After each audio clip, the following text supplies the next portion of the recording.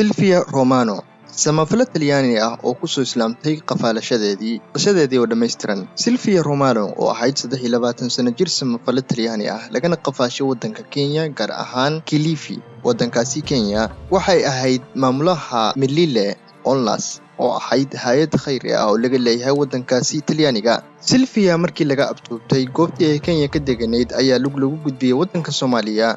run ahaantii iyadoo ka sheekeynaysa sheekada tan ayaa waxay leedahay dhulka ayayna soo mariyeen waa kuwii afduubtay waxayna wateen mootooyin mid ka mid ah ayaa xumaatay waxayna soo mariyeen wadooyin qardajeexaya oo ka cabsanaya in ciidamo ama diyaarado ay soo raacdeeyaan ama soo weeraraan.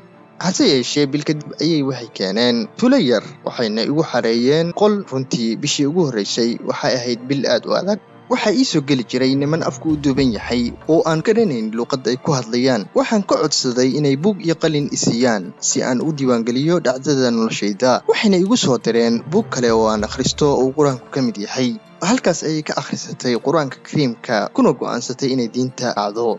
muddadii aan ku jiray qolka waxaan maqli jiray aadaanka waxaana bilaabay akhrinta quraanka oo markii dambena aan qaatay diinta islaamka. waxay Silvia oo magaceeda u bedeshay Aisha walaa ku dhalisay dawladda taas oo aakhirkii u xilsaartay ilaalo gaar ah kadib markii ay hanjabaad kala kulantay baraha bulshada iyo dad badan oo Talyaaniga ah oo ay ka mid yihiin garabka midigta fog loo yaqaano ee xagjiriinta ah.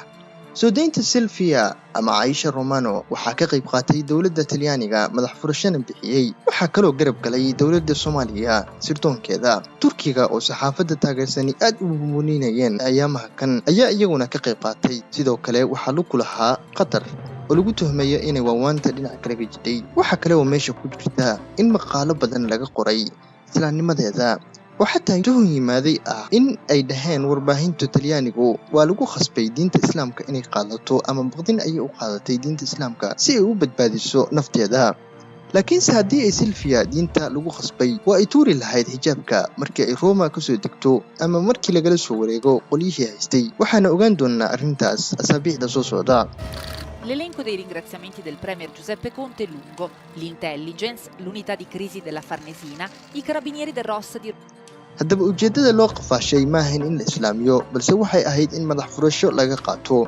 sababtoo wax dagaal ma dhicin markii la soo deynayay gabadha tan khasabna laguma islaamin. waxaa sidoo kale dhibaato ay kala kulantay Silvia ama Aisha Romano siyaasiyiin iyo dad caan oo Talyaani oo baraha bulshada u soo marinaya kelmado xurguf leh oo ka mid yahay siyaasiga Simon Lajasti oo taliye xisbi ka mid xisbiyada Talyaaniga. waxa uu yiri sida tan: weligiin ma maqasheen Yuhuudi ka badbaaday naasiyiinta kadibna xirtay dareeskoodii. waa dharkii ay xiran jireen naasiyiintu isagoo ula jeeda dharka ay xiran tahay Silvia oo xijaab islaamka.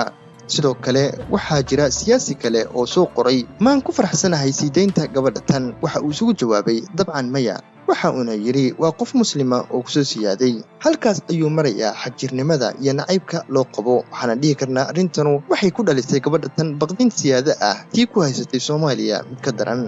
fadlan haddaad ku cusub tahay channelkeena kusoo biir adigoo subscribe gareynaya mahadsanidin.